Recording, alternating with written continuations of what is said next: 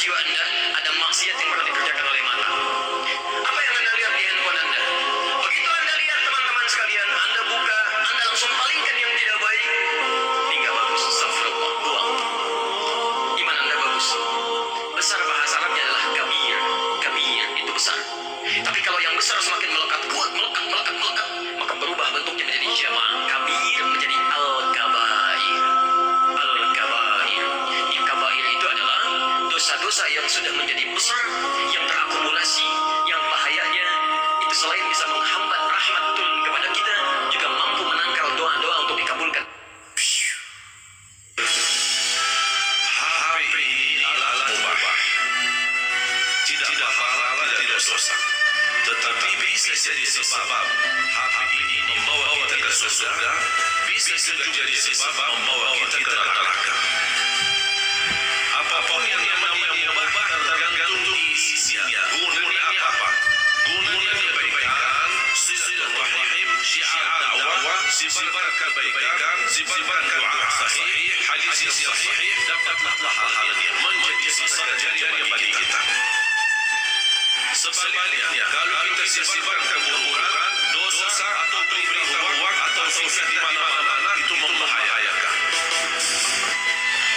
Tahu tak dosa jariah? Bapak Ibu pernah dengar dosa jariah? Biasanya tahu apa? Sedekah? Sedekah jariah atau amal jariah. Dalam memilih calon istri, saya selalu melihat fisiknya. Karena takut jika nikah nanti tergoda dengan wanita yang lebih cantik dari istri. Saran Ustaz bagaimana? Ya, ada apa? Jadi sunnah melihat fisik, melihat apa? Wajah, disunahkan. Fandur ilaiha, fandur ila ma yad'u ila nikahiha. Kata Nabi, lihatlah pada perkara yang memotivasimu untuk menikahinya. Rasulullah lihatlah wanita Ansar, karena pada mata wanita Ansar ada sesuatu. Jadi wanita Ansar itu mungkin matanya lentik, ya, menarik. Rasulullah suruh melihat langsung. Suruh melihat apa? Langsung, ya. Jadi kita nikah, lihat agama dan juga lihat apa? Kecantikan. Ya, karena kalau tidak cantik, kita tidak suka. Kalau tidak suka repot. Nanti kita zalimi istri kita. Ya. Gak suka kita ngomelin terus, marahin terus. Ya. Kenapa kita nggak suka? Maka kita berusaha menikah dengan wanita yang kita sukai. Apa yang harus dilakukan apabila suami ternyata selama ini masih mencintai mantan atau wanita lain? Sekarang ini banyak media yang membuat rumah tangga itu rusak. Grup WA alumnus SMA. Di situ ada cinta-cinta lama bersemi kembali. Bagaimana sekarang tugas anti? Membuat suami jadi tidak cinta lagi sama mantannya. Maka anti berusaha untuk memberikan pelayanan yang lebih baik kepada suami. Itu yang bisa kita usahakan sambil didoakan suaminya. Maka tadi anti bagaimana berusaha untuk merayu suaminya, selalu bersolek buat suaminya, dan tidak perlu berbicara tentang wanita itu. Karena kalau anti membicarakan hal itu, yang ada keributan. Tapi anti berusaha untuk membuat suami itu lupa dengan pasangan dia. Karena wanita itu Allah ciptakan indah, maka Allah bikin aturan kepada siapa dia boleh menampakkan keindahannya. Ada batasan-batasannya. Semua keindahan itu boleh dinikmatin oleh suamimu.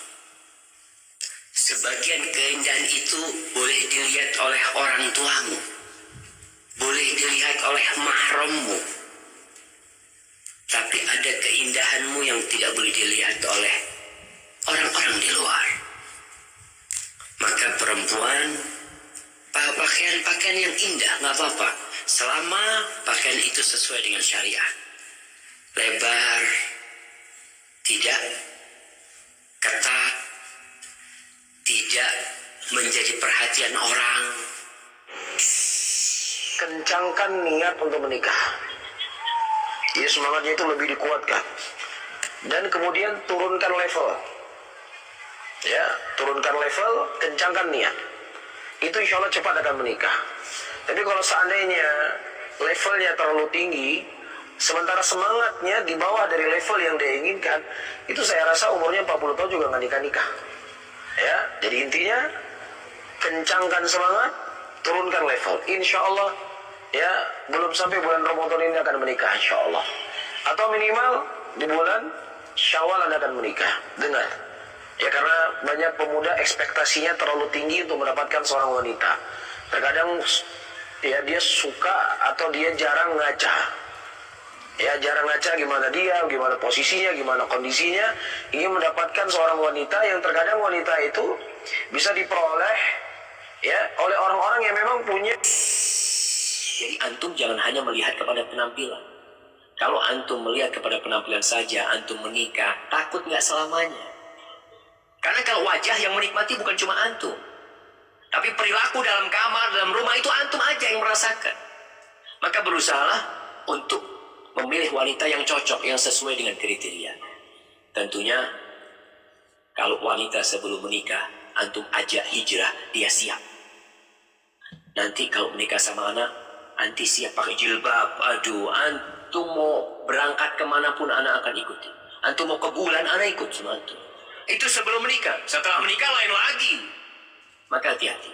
Kalau antum ingin memiliki anak-anak yang soleh-soleha, tolong pilih ibu yang sesuai dan cocok untuk tugas ini. Maka buat para wanita yang melihat suaminya berkhianat dan tidak bertobat, langsung bukan cerai, nggak apa-apa. Kalau suaminya tidak bertobat, supaya hidupmu tidak menderita. Tapi kalau suaminya alhamdulillah sudah minta maaf dan bertobat kepada Allah Azza wa Jalla, dosanya suami bukan kepada istri aja, dosa sama Allah Azza wa Jalla. Maka ketika dia melihat suaminya semakin baik, maka terima dia. Kenapa Ustaz ana harus terima dia? Allahu Akbar. Kita tiap hari doa Rabbighfirli warhamni. Ya Allah, ampuni aku ya Allah.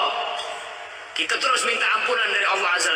Terus ada orang punya salah sama kita, keluarga kita, suami atau istri punya salah, lalu kita tidak memaafkan dia padahal dia sudah bertobat. Pantaskah kita minta ampunan dari Allah Azza wa Jalla? Hadisnya sahih di At-Tirmidzi.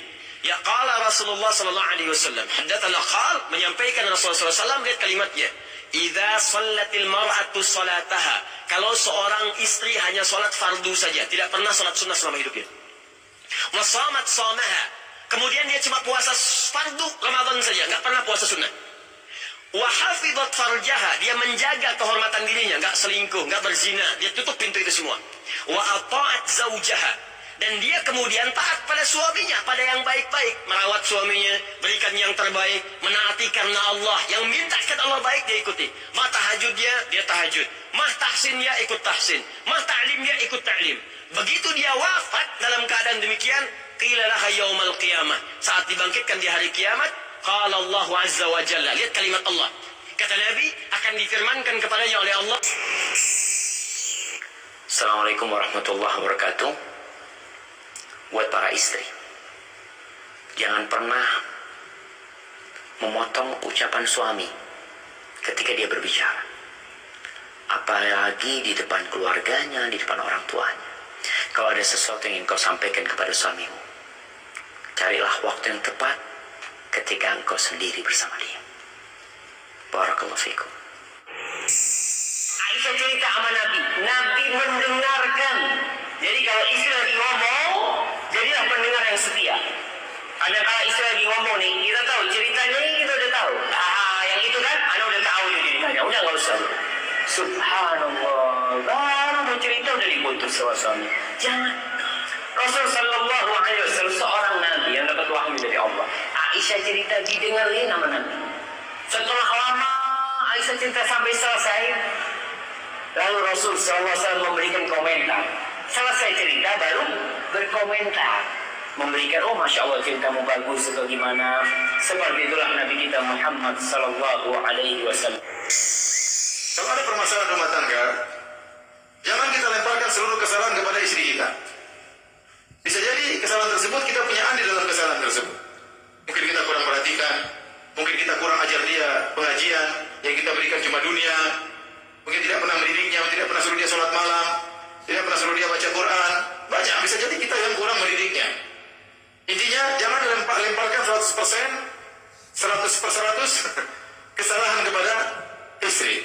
Tatkala kita sadar bahwasanya kesalahan tersebut kita punya andil meskipun 5%, maka sikap kita akan berbeda. Kita akan berusaha memperbaiki.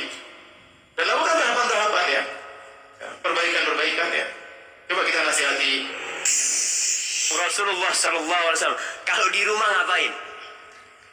Beliau imamul muslimin, Abdullah wa rasuluh, qaidul jaysh al-azim, panglima perang. Ketika masuk rumahnya, kata Aisyah radhiyallahu taala anha, kana yakunu fi mihnati ahli. Beliau itu membantu urusan keluarganya. Fa idza hadaratis shalah kharaja ila shalah. Kalau masuk waktu salat, beliau keluar untuk melaksanakan salat. Jadi sekali-kali antum bikin teh sendiri. Istri lagi goreng, Masya Allah, antum pegang tangannya, biar ana yang goreng ini, Masya Allah. Istri lagi nyapu, kayaknya kita nyapu berdua mungkin lebih cepat. Allahu Akbar, jamaah. Itu dilakukan oleh Rasul Sallallahu Alaihi Wasallam.